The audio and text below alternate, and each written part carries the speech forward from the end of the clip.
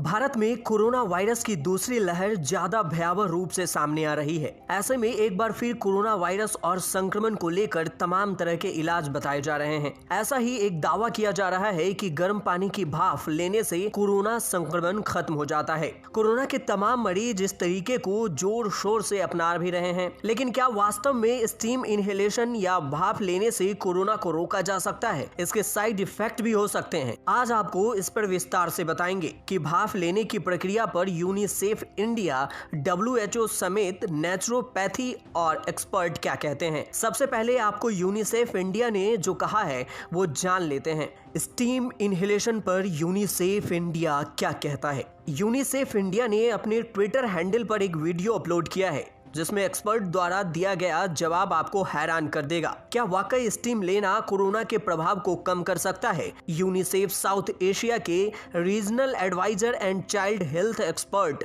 Paul Rutter ने इस video में बताया, स्टीम से कोरोना को खत्म कर सकते हैं, इसकी कोई साक्ष्य नहीं है। इसके बजाय स्टीम लेने के कई खराब परिणाम भी सामने आए हैं। इसके लगातार उपयोग से गले और फेफड़े के बीच की नाली मेटार्किया और फेरिंक्स जल सकते हैं या गंभीर रूप से डैमेज हो सकते हैं। इस नली के डैमेज होने से इंसान को सांस लेने में दिक्कत ज्यादा होगी। इतना ही नहीं, वायरस बड़ी ही आसानी से आपकी बॉडी में दाखिल हो जाएगा। स्टीम लेने से दुष्परिणाम जाने बिना इसका इस्तेमाल करने वालों को सावधान करने के लिए यूनिसेफ इंडिया ने यह जानकारी साझा की है। WHO स्टीम इनहेलेशन पर क्या कहता है? तो वहीं WHO स्टीम इनहेलेशन पर क्या कहता है? सामान्य तौर पर सर्दी जुकाम होने पर डॉक्टर भाप लेने की सलाह देते हैं, क्योंकि भाप नाक और गले में जाकर म्यूकस जिससे कफ बनता है को पतला करता है। हालांकि कोरोना से बचने के प्रभावी तरीके के रूप में गरारे की बात सरकार या WHO ने नहीं की है। विश्व स्वास्थ्य संगठन यानी WHO कोरोना के इलाज के तौर पर स्टीम लेने का सुझाव नहीं देता है। वहीं आयुष मंत्रालय नेचुरोपैथी इनहेलेशन के बारे में कहता है।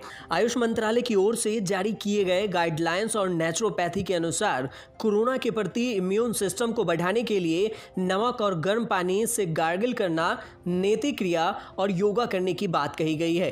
साथ में अगर कोरोना के लक्षण जैसे गले सूखना, सर्दी जुकाम जैसे हालात में स्टीम इनहेलेशन और नेति क्रिया की भी बात कही गई है। सूखी खांसी के लिए तुलसी, पिपरमेंट आदि को मिलाकर भाप लेने की भी जिक्र किया गया है। लेकिन कोरोना के लिए यह कारगर है या नहीं, इस बात की पुष्टि नहीं की गई है। बता दें कि नेचुरोपैथी को प्राकृतिक चिकित्सा भी कहा जाता है। नेचुरोपैथी बीमारियों से लड़ने की प्राचीन पद्धति में से एक है। इनमें किसी प्रकार की औषधि का प्रयोग किए बिना ही रोगों का उपचार किया जाता है। प्रकृति के 5 मूल तत्व पृथ्वी, अग्नि, आकाश, जल, वायु का पालन करते हुए व्यक्ति को रोगों से लड़ने की क्षमता प्रदान की जाती है। तो वहीं गर्म पानी गले के लिए बेहतर वाले दावे में कितनी सच्चाई है, इसकी भी पड़ताल की जाए। वहीं सोशल मीडिया पर वायरल हो रहे एक अन्य दावे में कहा जा रहा है कि गर्म पानी हमारे गले के लिए बेहतर है, लेकिन कोरोना वायरस नाक से पैरानजल साइनस में 3 से 4 दिन तक छिप कर रहता है और गर्म पानी वहां तक नहीं पहुंचता। दावे में यह भी कहा गया है कि 3-4 दिन के बाद वायरस हमारे फेफड़ों में दाखिल हो जाता है और सांस की तकलीफ बढ़ा देता है। इसे गर्म पानी पीकर खत्म किया जा सकता है, लेकिन 40 डिग्री सेल्सियस पर गर्म पानी के स्टीम से खत्म किया जा सकता है। इसलिए स्टीम लेना ज्यादा सही है, जो हमारे पैरानजल साइनस तक पहुंचती है।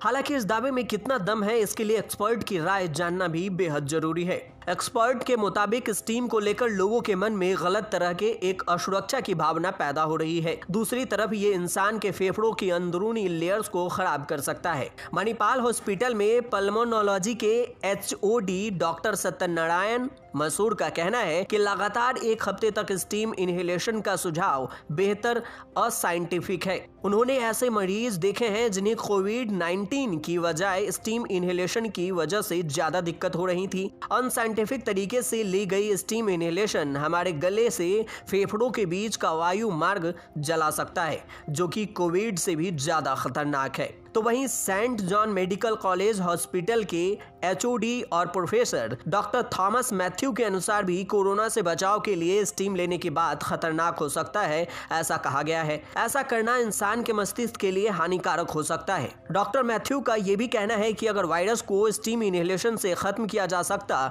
तो दुनिया में इतनी मौतें भी नहीं होती। फिलहाल मास्क, सोशल डिस्टेंसिंग और सैनिटाइजेशन ही इस महामारी से लड़ाई में सबसे प्रमुख हथियार है। डॉक्टर्स कहते हैं कि महामारी के दौर में ऐसी कई अफवाहें इंसान को भ्रमित कर सकती है, इसलिए ऐसी किसी भी बात पर आंख बंद करके भरोसा करना सही नहीं है। बता दें कि दूसरी लहर में देश में पिछले 24 घंटे में कुल 3,15,478 मामले सामने आए हैं। इस बार आई कोरोना मरीजों की संख्या वर्ल्ड रिकॉर्ड है। इससे पहले अमेरिका में 8 जनवरी को 3,07,581 केस सामने आए थे। न्यूज तक ब्यूरो।